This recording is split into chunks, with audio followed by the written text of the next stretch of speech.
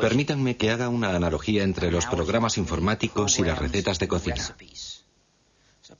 Hay muchos puntos en común entre un programa y una receta, con una lista de etapas que hay que seguir y reglas que determinan en qué momento se ha terminado o cómo dar marcha atrás, y al final se obtiene un cierto resultado. Si a usted le gusta cocinar, sin duda intercambia sus recetas con sus amigos, y tal vez tenga tendencia a modificarlas. Si ha modificado usted la receta, si el resultado le gusta y a sus amigos también, existe la posibilidad de que usted les pase la nueva versión de la receta. Y ahora imagine un mundo en el que no podrían cambiar su receta porque alguien ha decidido que es imposible modificarla. E imagine que si comparte esa receta con sus amigos, le tratarán de pirata y harán todo lo posible por mandarle a la cárcel durante unos cuantos años.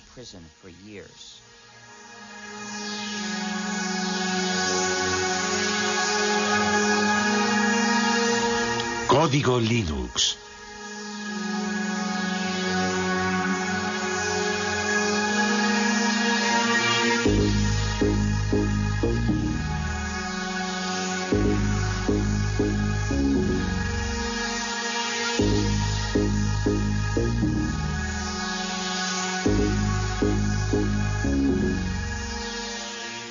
Utilizo la palabra hacker en su sentido original para describir a una persona que practica la programación informática como una especie de pasión artística y que forma parte o se identifica con la cultura de los hackers, es decir, con el grupo de programadores que históricamente están en los orígenes de Internet, de Linux y de la World Wide Web.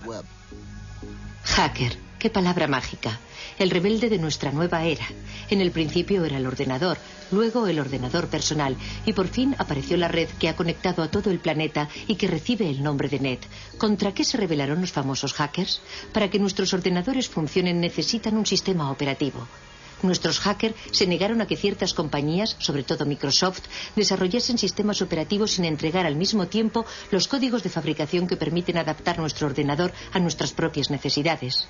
Entonces se pusieron a descifrar los códigos para repartirlos de forma gratuita a través de la red y ponerlos a disposición de todo el mundo. Así se inició esta nueva guerra posmoderna entre Bill Gates, jefe multimillonario de Microsoft, y algunos insolentes e impertinentes programadores que rechazan el sistema cerrado en el que quiere encerrarlos el magnate de la informática. Un pequeño genio de Finlandia lanzó a la red un nuevo sistema operativo para ordenadores y un ejército de programadores del mundo entero trabajó con él para hacer evolucionar y dar una salida a este sistema que compite de frente con Microsoft y que recibe el nombre de Linux. Linus Torvalds ha creado un sistema informático que ha cogido por sorpresa a toda la industria. Linux, un sistema operativo que hoy se utiliza en 8 millones de ordenadores del mundo entero. La revista Wired considera a este hombre joven como el nuevo chamán de Bin Minen y declara que su sistema operativo Linux es el producto más magnífico de Internet. El hecho de que Torvalds distribuya Linux de forma gratuita y revele su código fuente le ha convertido casi en un personaje de culto. Linus Torvalds, genio de la informática, sueña con derrotar a Bill Gates de Microsoft. ¿Será de verdad posible? Algunos dicen que Linus Torvalds ha realizado un milagro.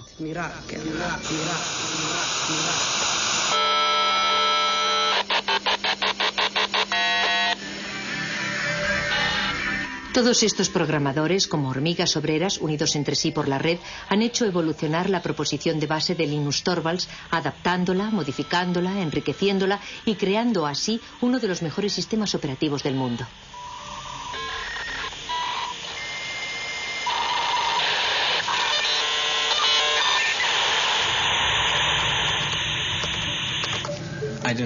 Yo no quería que ningún otro hiciese lo mismo que yo, que tratase de encontrar algo parecido a Linux. Me dije, tal vez otro estudiante de informática necesita un sistema operativo y de esta forma no arrancará de cero. No quería luchar contra los molinos de viento, no se trataba de Don Quijote contra el resto del mundo, buscando crear el mejor de los mundos posibles.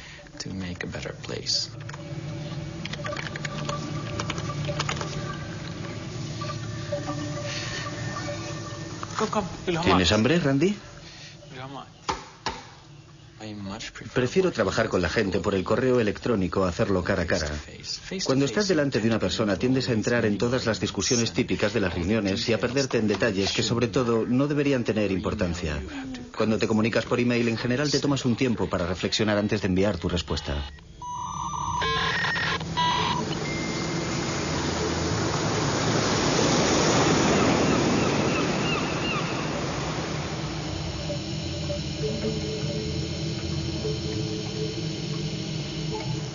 El simple hecho de que no estemos todos en la misma habitación no significa que no estemos juntos, en el sentido social del término. Es como si compartiéramos una oficina muy grande. Incluso nos peleamos y reñimos por Internet. Es un proyecto enorme. Que yo sepa, ningún otro proyecto de creación de software ha hecho trabajar jamás a tanta gente repartida por toda la superficie del globo, todos unidos y apasionados por el objetivo común de desarrollar un nuevo software. Lo más innovador de la comunidad Linux no es su código fuente, sino más bien toda la maquinaria social que se ha creado a su alrededor.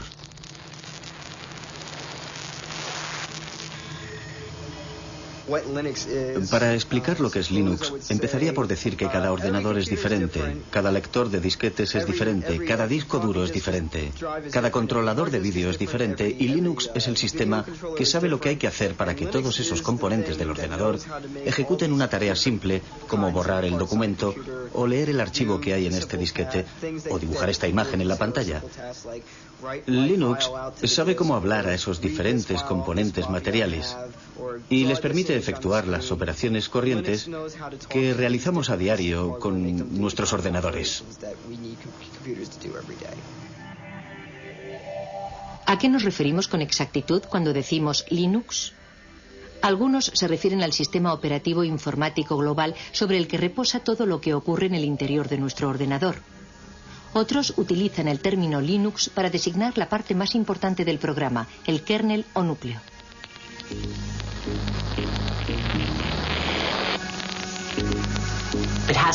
Hay que remontarse a la persona gracias a la que empezó todo, que utilizó Internet para crear una comunidad de individuos en la que todos tenían la sensación de que su contribución era válida. Y esa capacidad para fomentar la cooperación solo podía provenir de una persona educada en un país como Finlandia.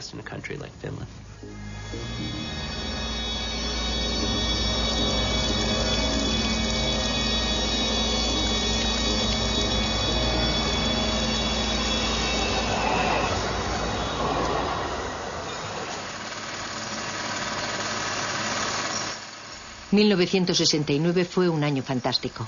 Los primeros pasos del hombre en la luna, el festival de Woodstock, el nacimiento de ARPANET, antepasado de Internet, los inicios de Unix, el sistema operativo de los grandes ordenadores y el 28 de diciembre el nacimiento de Linus Torvalds.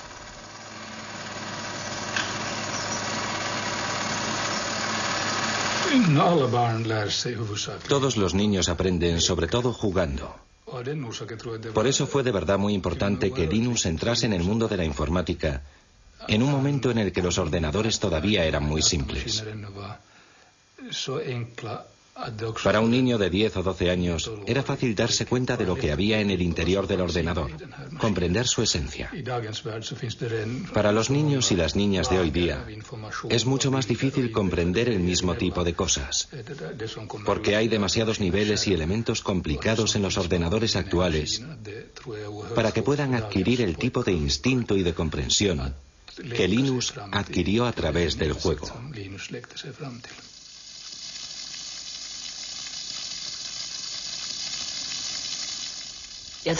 Fue como un flechazo inmediato, tanto para su padre como para Linus. Los dos estaban excitadísimos, como unos niños, ante la idea de probar las posibilidades del Big 20. El lugar en el que Linus desarrolló Linux ya no existe. Ese cuarto existía antes de que tiráramos los tabiques. Aquí había una pared que seguía hasta un poco más lejos. Y allí había otra pared. Más o menos aquí, donde hoy está el sofá, estaban la mesa de trabajo y los ordenadores de Linus. Yo diría que lo que más ha cambiado en él es que se ha convertido en una especie de gurú de la resistencia. Sabe de verdad cómo cautivar a su público. lo que supone un cambio radical respecto a cómo era antes, porque era más bien tímido e introvertido. Y por regla general nunca tenía iniciativas propias, sino que dependía más bien de lo que proponían sus amigos.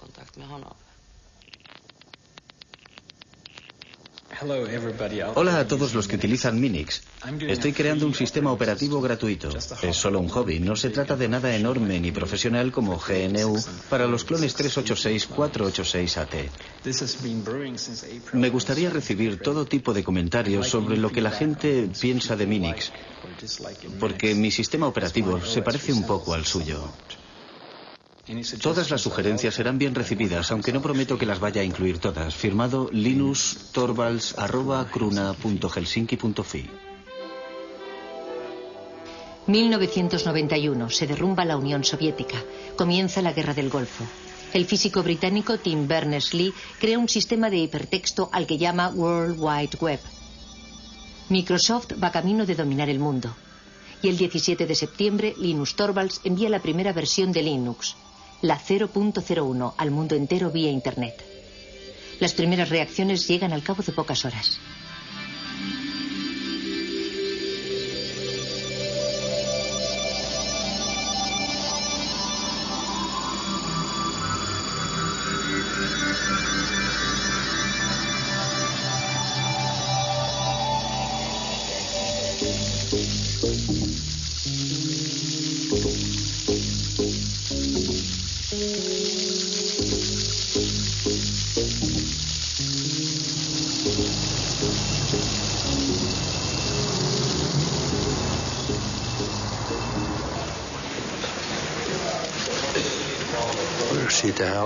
Empezamos a oír hablar de ese programa en la cafetería y decían que había empezado a ser distribuido por Internet. Luego oímos hablar del tal Linus y de la clase de hombre que era. Pero la verdad es que ya se había distinguido con anterioridad por la excelencia de sus resultados.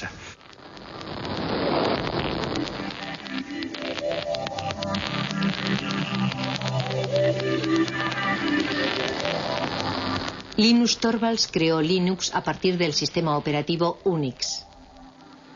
Ken Thompson y Dennis Ritchie, de los laboratorios AT&T Bell, habían realizado la primera versión del sistema operativo de Unix en 1969.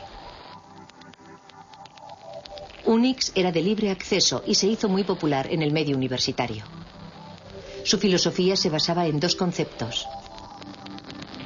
En primer lugar, que todo es un archivo. Y en segundo lugar, que cuando creas un programa escribes cosas que cumplen una sola finalidad, pero que la cumplen bien.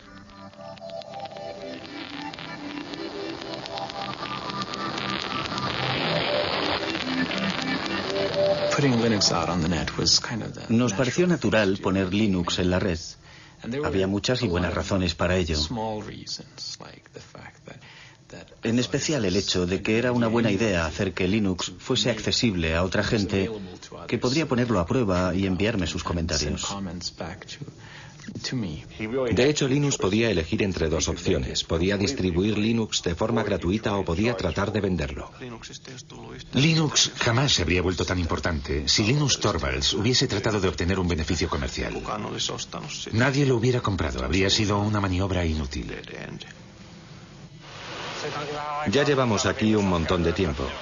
La distribución de Linux está en su tercera generación. Nos costó mucho trabajo encontrar sitio para Linux. Sí. Al principio, Linus no quería distribuir Linux de forma gratuita y estuvo reflexionando durante mucho tiempo para decidir bajo qué copyright presentarlo. Luego, poco a poco, conseguí convencerle de que lo sacara bajo el copyright de GNU. Linuxin julkistamaan Linuxin GNU copyrightin alla. Sobre todo porque el programa de compilación que utilizaba había salido bajo la licencia GPL, así que acabé decidiendo que utilizaría también la licencia GPL. La licencia GPL fue fundada por la Free Software Foundation a mediados de los años 80. Esta fundación especifica que si uno cambia o modifica el código, debe poner sus cambios y mejoras a disposición de todo el mundo, de forma gratuita. La licencia GPL tenía como objetivo impedir que alguien se apropiase del monopolio de una nueva tecnología importante. Pienso que el momento era bueno. Creo que un año antes no habría podido funcionar. Y un año más tarde, cualquier otro habría sacado algo parecido. Internet todavía no había calado de verdad entre el gran público, aunque sí había calado hondo en las redes universitarias. Yo había escrito un programa de lista de correo utilizando el lenguaje de programación C. Tenía que desarrollarlo y añadirle funciones, porque muy pronto hubo miles de personas interesadas en él. Me llevé una sorpresa enorme de que las cosas funcionaran en progresión geométrica. 1 millar de usuarios se transformaba al día siguiente en 2000 y al otro día ya tenías 4000 usuarios. Sin Internet, el desarrollo de Linux habría sido como querer jugar al ajedrez por correo.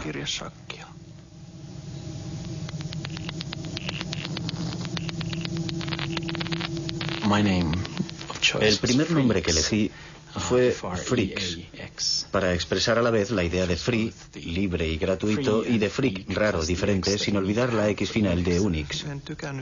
A mí no me gustaba la idea de llamarlo Freaks. No me parecía un nombre muy comercial.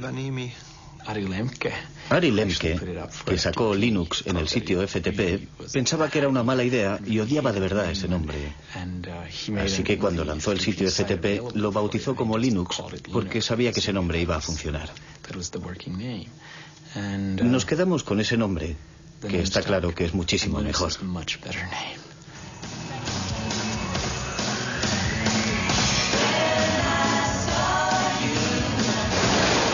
Vaya, hoy parece que tenemos un buen montón de geeks y nerds entre nosotros. La primera pregunta de la categoría fácil es, ¿cómo se pronuncia Linux? Bueno, yo Linux lo pronuncio Linux. Sin embargo, si fuese Linus Torvalds, no hay duda de que lo pronunciaría Linux. Claro que si uno es de la costa oeste de los Estados Unidos, lo más seguro es que lo pronunciaría Linux. Pero a Linus Torvalds le importa un bledo cómo pronunciéis Linux siempre y cuando lo utilicéis. Empecé a jugar con Linux en julio de 1991, poco tiempo después de que Linux sacase la versión 009 del núcleo. Lo descargué desde Finlandia, jugué con él y me pareció que era muy caro. En aquella época la anchura de la banda de Internet en la conexión transatlántica era muy limitada. Así que resultaba muy trabajoso descargar todos esos paquetes desde Finlandia. Entonces pensé que había que hacer algo para remediar ese problema. Utilicé mi estación de trabajo personal, la que tenía en mi despacho, tsx-11.meet.edu, y creé en ella un archivo espejo de todas las fuentes del núcleo. Fue el primer sitio FTP de Linux que existió en los Estados Unidos. La primera vez que recibí Linux lo descargué en disquetes. Luego lo instalé en una de las máquinas de laboratorio de informática de la Universidad de Pensilvania, por lo que me echaron del laboratorio. Pero, en fin, esa fue mi primera experiencia con Linux.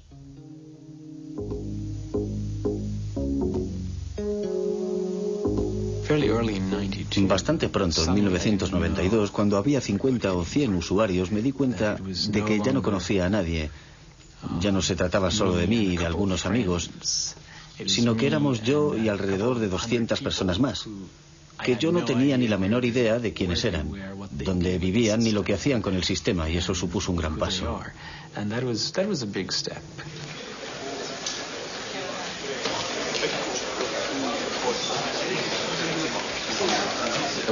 En 1994 el lanzamiento de la versión 1.0 fue muy importante y significó mucho para mí porque había supuesto muchísimo trabajo. Supuso sin lugar a dudas un hito en la utilización comercial de Linux. Antes de la versión 1.0 era realmente muy difícil utilizar Linux con fines comerciales. Les doy la bienvenida al lanzamiento del sistema operativo Linux. Al principio, Linux fue desarrollado para Unix, en especial para un contexto universitario, porque si bien existe una versión para ordenadores personales, su precio es muy elevado. Se puede comprar un DOS para un ordenador personal por 200 marcos, pero Unix puede representar con facilidad un desembolso de 20.000 marcos, que es un precio demasiado caro para un estudiante. Vayan a una tienda de informática y pregunten si tienen el SCU Unix y les contestarán que si están locos. Porque la verdad es que es mucho más sencillo hacérselo uno mismo.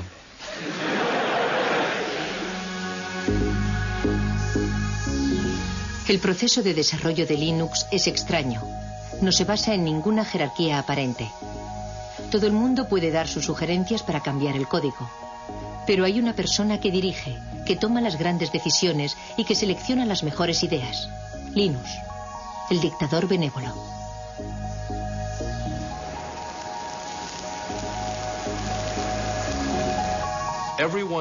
Todo el mundo sabía que ese grupo de trabajo necesitaba un jefe. Y Linus era el líder ideal, porque fue quien creó el núcleo de Linux y porque tiene grandes cualidades para el liderazgo. Sin embargo, en la vida real es bastante humilde y jamás se atribuye un mérito que no le corresponde.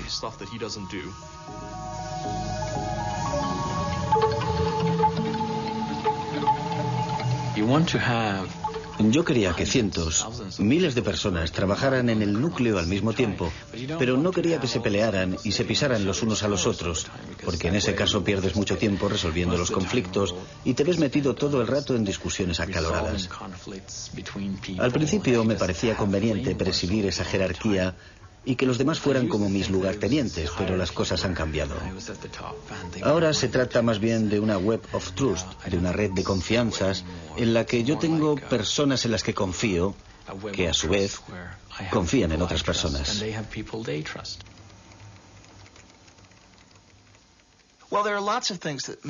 A los que desarrollan los sistemas les motivan muchas cosas, como el orgullo artístico, la satisfacción del trabajo bien hecho, casi artesano, el sentimiento idealista de formar parte de algo más importante y más grande que uno mismo, el deseo de ayudar a la gente y de encontrar soluciones a los problemas. Y, a falta de remuneración, en la mayor parte de los casos esa gente busca sobre todo forjarse una cierta reputación entre sus colegas.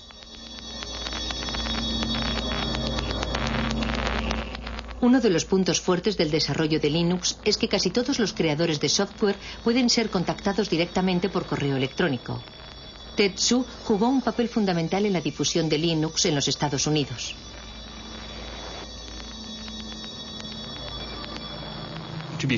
Para ser sincero, es muy fácil decir, si nosotros tomáramos las decisiones, no haríamos esas cosas, pero no recibiríamos todos esos emails diciendo, por favor, quisiera esa nueva función. De modo que no sé lo que haría si de verdad estuviese a cargo de todo. Dave Miller estudia los cambios que los programadores desean aportar al kernel, al núcleo del sistema. Actúa como intermediario entre los programadores del mundo entero y el rey Linus.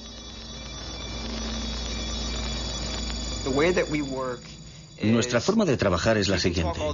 Puedes hablar durante todo el día de una gran idea o de una solución genial, pero tienes que proponernos algo. Enséñame algo concreto, envíame un fragmento de código, algo tangible, que yo mismo pueda probar para hacerme una idea de qué se trata, en vez de pasarte el día entero hablando del asunto de forma abstracta.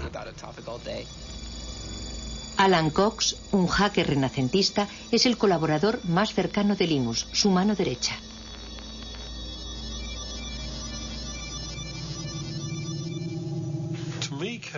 Para mí el código presenta muchas similitudes con la poesía, por ejemplo, o con ciertos tipos de literatura. Su belleza reside en su estructura y en el hecho de clasificar las ideas una por una de forma clara. Si el código es bueno, lo puedes leer sin hacer comentarios. Comprendes de inmediato por qué ha sido escrito y lo elegante que es. Buscarás un código que sea a la vez elegante y claro, pero que no se base en trucos de la programación, que no dé por hecho una hipótesis que en el futuro podría demostrarse que es falsa. Porque lo último que te interesa es tener demasiado código en el núcleo final. En el núcleo de Linux, en general, el código no necesita demasiado esfuerzo para funcionar porque nuestro objetivo no es programar y reprogramar por siempre jamás. Después de haber dirigido el proyecto Linux durante 5 años en Finlandia, en Helsinki, Linus fue reclutado por Silicon Valley, en California. Él deseaba descubrir el otro mundo, el del comercio y la industria. Quería salir del mundo universitario.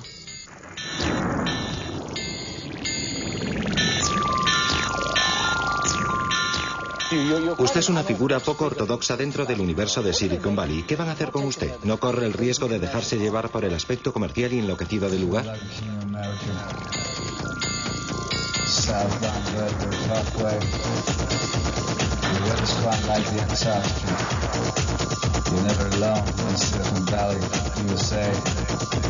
Seems I was the chosen prodigy, riding till the sun is like Shakespeare.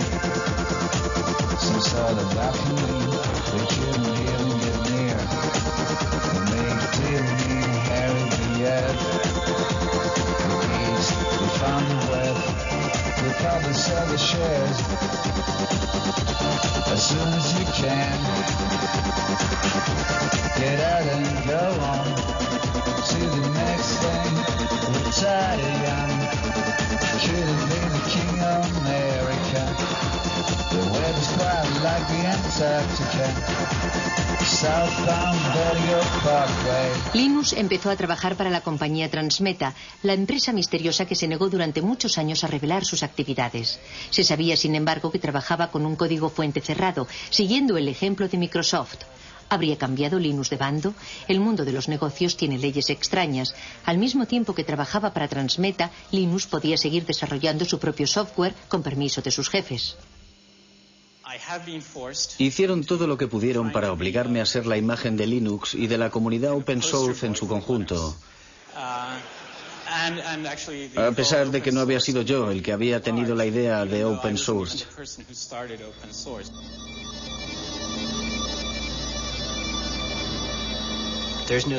Nadie representa él solo toda la historia y no hay un solo punto de partida.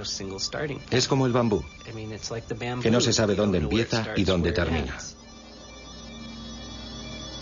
En mi opinión, este movimiento no tiene nada de nuevo. Anda flotando por ahí desde hace bastante tiempo.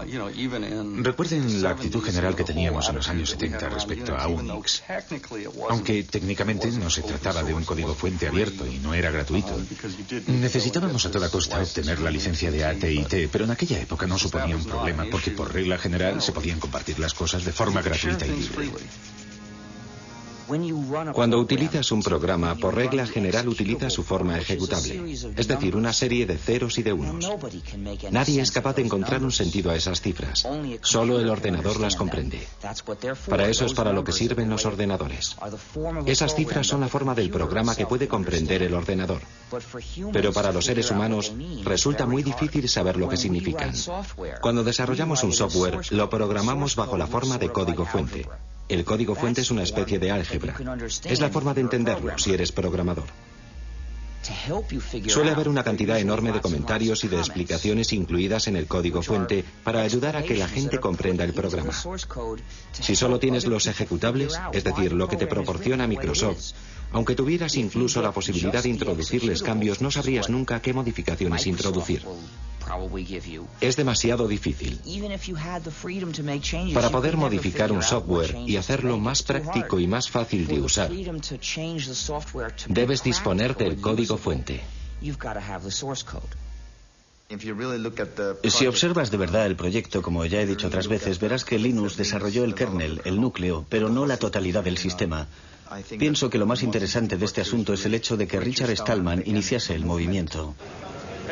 ¿Han oído hablar de Richard Stallman? Él quería que todo el mundo tuviera derecho a utilizar los softwares y a copiarlos sin infringir la ley, para hacerles cambios, para distribuirlos y para mejorarlos. Él quería dar derechos a la gente. Había decidido aniquilar el capitalismo americano corrompido de la industria informática. Y dimitió de su puesto de trabajo, pero siguió programando.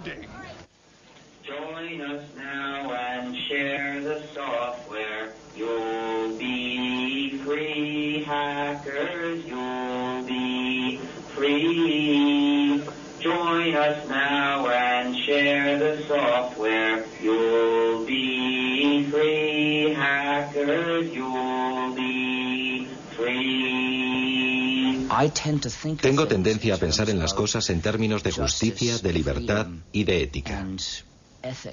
Lancé la idea en noviembre de 1983, pero todo comenzó en enero de 1984, cuando dimití de mi puesto en el MIT para empezar a desarrollar un sistema operativo gratuito, al que bauticé con el nombre de GNU. Esto es GNU y esto es GPL, General Public License. Evidentemente el núcleo se encuentra bajo GPL. La idea del software libre hace referencia a la libertad, no al precio. Es una lástima que en inglés la palabra free sea ambigua y tenga significados diferentes. Puede significar gratuito, pero también libre. Y yo prefiero pensar en libertad de expresión que en cerveza gratis.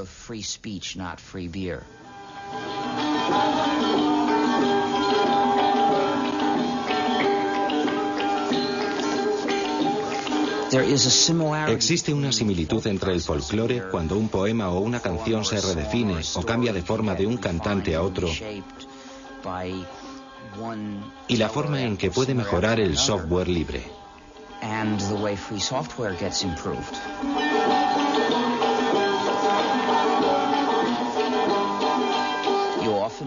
A menudo el software libre es desarrollado por un grupo de personas que no incluye a ninguno de los que lo desarrollaron al principio. En 1991 casi habíamos terminado el sistema GNU. Nuestro objetivo consistía en crear un sistema operativo como Unix, pero completamente gratuito. Ese sistema operativo completo necesitaba muchos componentes diferentes. En 1991 los teníamos casi todos. Habíamos creado la mayor parte de ellos y habíamos encontrado otros, creados por otros programadores para sus propios fines, pero que nos servían. Así que los integramos en el sistema GNU.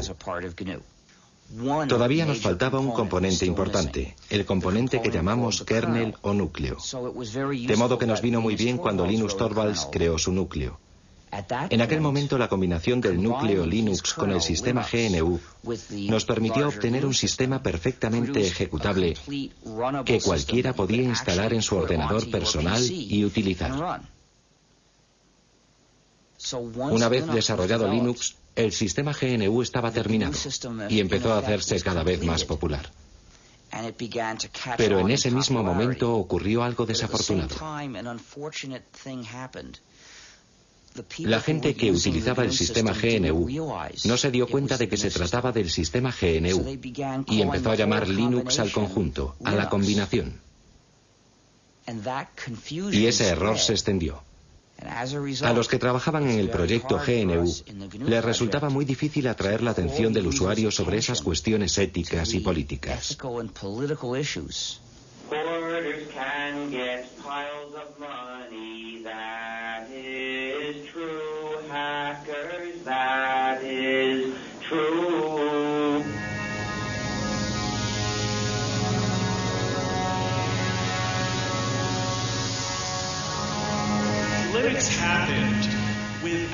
Linux nació sin la ayuda de ricos inversores, incluso a pesar de esa ayuda. ¿Cómo hacer para conservar la magia si se invierte tanto dinero en Linux? Cuando Linux se empezó a comercializar, la gente dijo, no queremos guardar nuestro pequeño proyecto para nosotros solos, y nadie debe ganar dinero con él. Me parece muy bien, pero en el mundo real la gente utiliza las cosas para ganar dinero. Los Estados Unidos son una sociedad capitalista. Europa es una sociedad capitalista. Para que las empresas puedan empezar a utilizar Linux, necesitan tratar con alguien que sea capaz de proporcionarles la ayuda que esperan, que les venda el material, ese tipo de cosas. Y la gente que vende el material y la ayuda va a ganar dinero.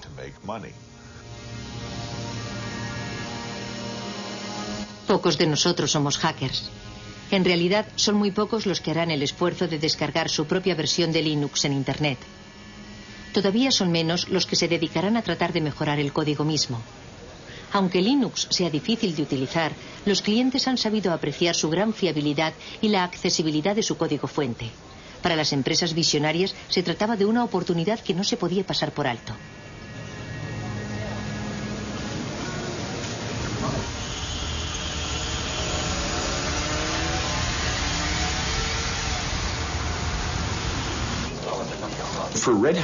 En realidad, Red Hat no buscaba un sistema operativo mejor que Microsoft o que Sun Microsystems. Lo que más nos interesaba era poder contar con un sistema operativo capaz de resolver los problemas que nuestros clientes no podían arreglar con un software tradicional. Nos dimos cuenta de lo que estábamos haciendo. Desarrollábamos una tecnología y luego entregábamos el código al público. ¿Cómo entonces íbamos a ganar dinero? Por supuesto, cuando fuimos a California, a Silicon Valley, todo el mundo nos dijo: y si reveláis los códigos, jamás podréis ganar dinero en el negocio del software. Cuando regresamos, hablamos con nuestros clientes y nos dimos cuenta de que lo único que los mantenía fieles a nosotros era precisamente el hecho de que nosotros revelábamos los códigos y que por primera vez podían controlar la tecnología que utilizaban. El verdadero valor de todos los productos de software reside en la hotline o línea caliente, es decir, en la relación de ayuda permanente que existe entre el vendedor y el usuario. Y eso es lo que proporciona el software las características de la industria de los servicios y no las de la industria de la producción. Linux funciona de maravilla en el campo de los servidores de aplicaciones de Internet, pero como no es fácil de utilizar por los particulares, solo posee una pequeña participación en el mercado de la informática. El proyecto Genome, con su interfaz gráfica, trata de rellenar ese hueco, pero resulta que los hackers son elitistas y siguen siendo fieles a Linux.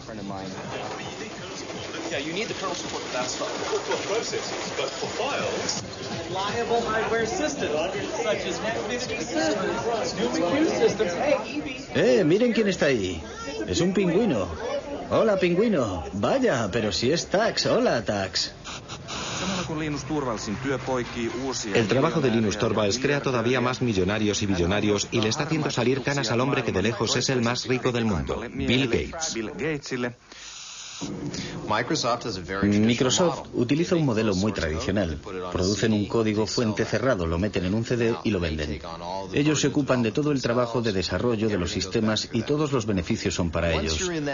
Una vez que has entrado en este negocio es muy difícil cambiar de cultura, como por ejemplo orientarse hacia un negocio de cooperación en el que los programas se utilicen para revelar el código.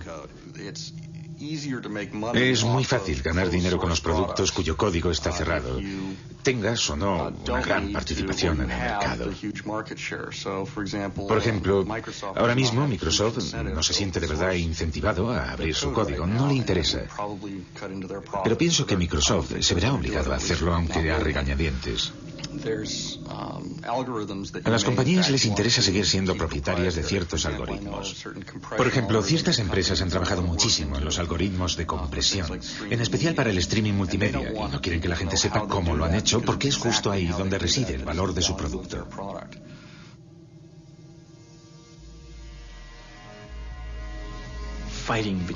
La famosa lucha entre Linus, líder de Linux, y Bill Gates, líder de Microsoft, empieza a tomar un cariz realmente personal.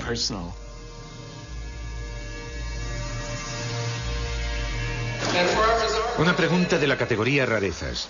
¿A quién pertenecen estos labios? Voy a contestar yo. Son los labios de Bill Gates a punto de contar otra mentira más.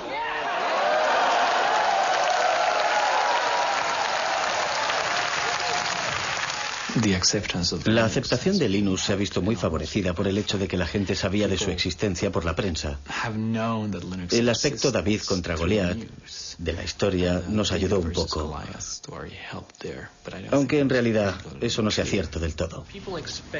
La gente espera de los demás que sean amables y hagan bien las cosas. Yo no pienso que eso sea cierto ni que deba serlo. El poder de Linux es que, aunque no te ayude nadie, siempre podrás disponer de tu propia copia de Linux. Y la posibilidad de hacer con ella lo que te dé la gana. Quiero evitar convertirme en el político de Linux. Quiero que todo el mundo piense que soy un buen tipo y que soy una persona que no hace trampas. Linus, una última pregunta. Yo soy de la India.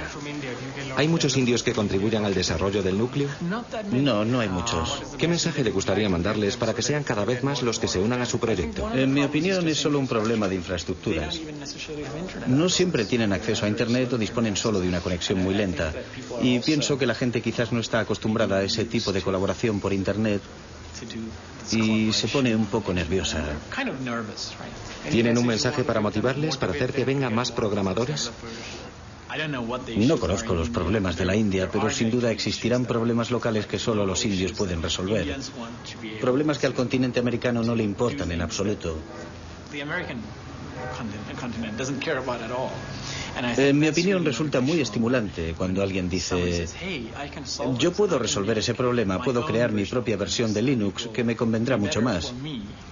¿Entendido? Y eso vale para un indio, para cualquiera. Eso es lo que debe motivar a la gente, aunque por otro lado, diga lo que diga yo, no tienen por qué hacerme caso. Linus, solo un momento. Muchas gracias. Gracias a usted. La próxima vez que visite la India... Lo intentaré, pero... debería pasar unas largas vacaciones. Trabajo para una revista holandesa. ¿Piensa ir a los Países Bajos?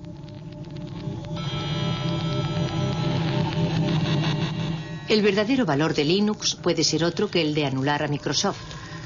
Linux fue concebido para funcionar con ordenadores baratos y para resolver problemas corrientes. Si uno no tiene bastante dinero, representa una verdadera alternativa totalmente gratuita. El proyecto Linux empezó en Europa y en los Estados Unidos, pero hoy día el software libre permite encontrar siempre nuevos programadores, procedentes incluso de países en los que la informática está dando todavía sus primeros pasos.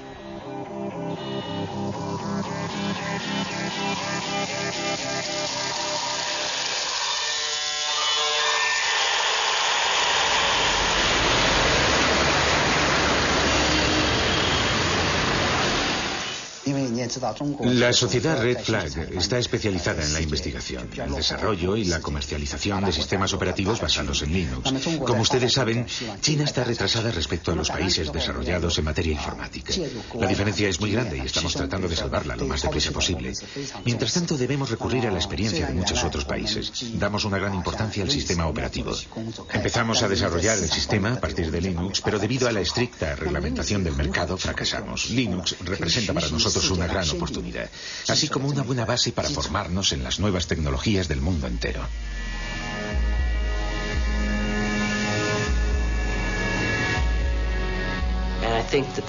Es la mayor transferencia de riqueza que se haya visto jamás entre lo que llamamos el norte industrializado, Europa y Estados Unidos, y el tercer mundo.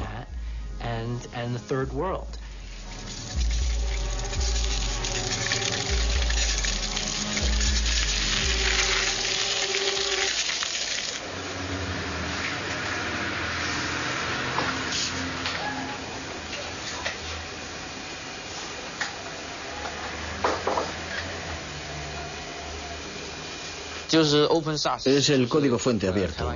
Pienso que es muy importante para mucha gente. Me gusta la filosofía y me gusta analizar las cosas desde el ángulo de la filosofía. Pienso que los códigos abiertos están de acuerdo con el espíritu de la ciencia, es decir, el espíritu de acceso libre y sin restricciones a la información. Nada debería estar oculto. Esa es mi primera impresión respecto a Linux.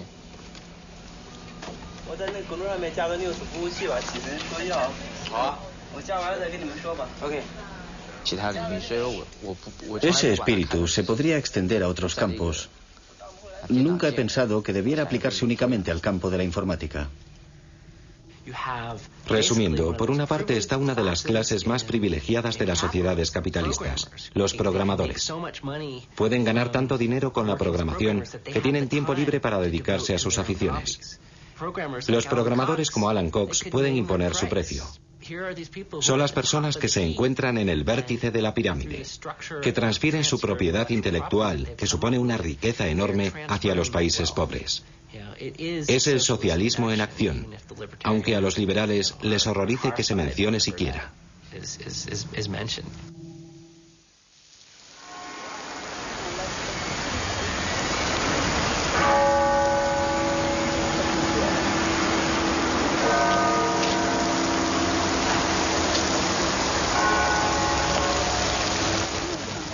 Los proyectos open source han sido comparados al desarrollo de la ciencia. La ciencia en sí misma no da dinero. Son las aplicaciones industriales de las investigaciones las que crean riqueza. Para los hackers, partidarios de la open source, el desarrollo de Linux ha sido siempre un proyecto voluntario de tipo científico, un auténtico hobby. Los expertos más valiosos de Linux acabaron por ser contratados por otras compañías. En 1999, durante el auge de la economía de la red y de los negocios electrónicos, algunas empresas Linux cotizaron en bolsa. Wall Street anunció que las acciones de Linux alcanzaron valores récord. Por supuesto, la situación no duró, pero durante un cierto tiempo algunos hackers de Linux fueron increíblemente ricos, al menos sobre el papel.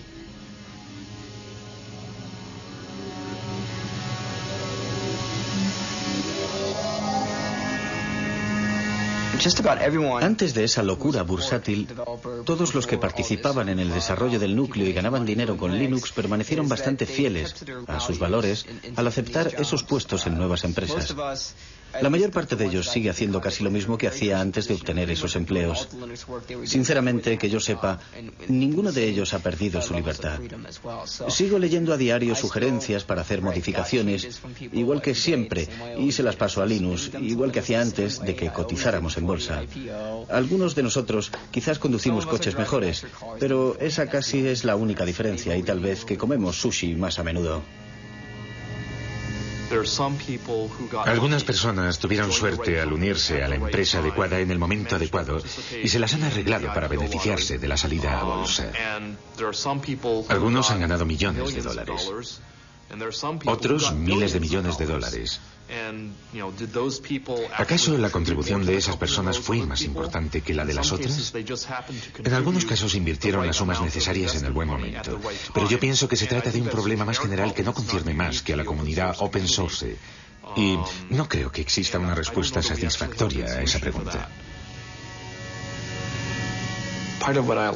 Una de las cosas que me gusta de Silicon Valley es su gran dinamismo. Aquí todo es posible, incluso eso de la carrera por el dinero, que parece un poco de mal gusto, sobre todo si eres europeo, es un factor de motivación muy bueno, un buen medio para llevar los proyectos hasta el final.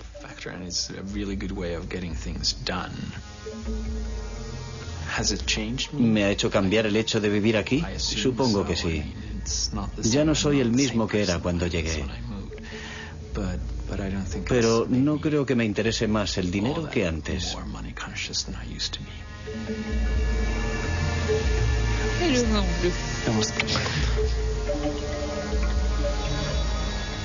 El 11 de septiembre de 2001 trastornó nuestro mundo. Los atentados suicidas de Nueva York asestaron un golpe terrible a la economía, lo mismo que al mundo de la informática. ¿Qué quedará del fenómeno Linux? Hoy día, fragmentos enteros del famoso código Linux forman parte, sin que nosotros lo sepamos, de nuestra vida cotidiana. En nuestros teléfonos portátiles, en nuestros tostadores y en nuestros despertadores. El sueño de Linus Torvalds de liberar la informática tiene posibilidades de hacerse realidad. Y en cuanto a los grandes ideales, tal vez una de las grandes ocasiones perdidas de nuestra época sería el hecho de que el software libre no liberase nada más que un código.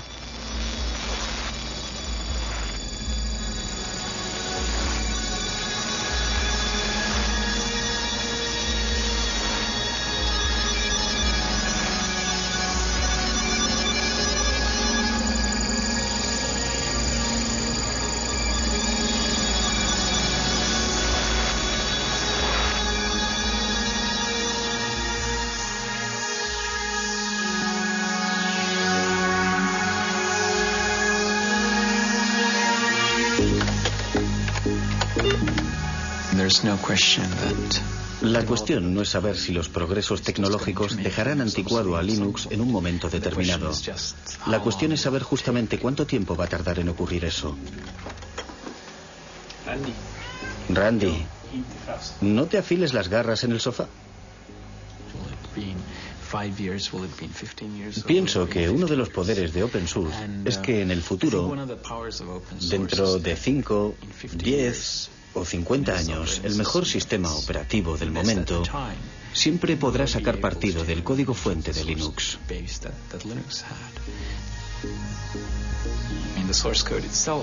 En cierta medida, el código fuente es la memoria de Linux y la gente siempre lo podrá usar como una especie de referencia. Pero hay otra cosa. También existen problemas intangibles relativos al motivo de que se hicieran las cosas de una manera determinada. Yo pienso que esas cuestiones están en el aire, conmigo o sin mí.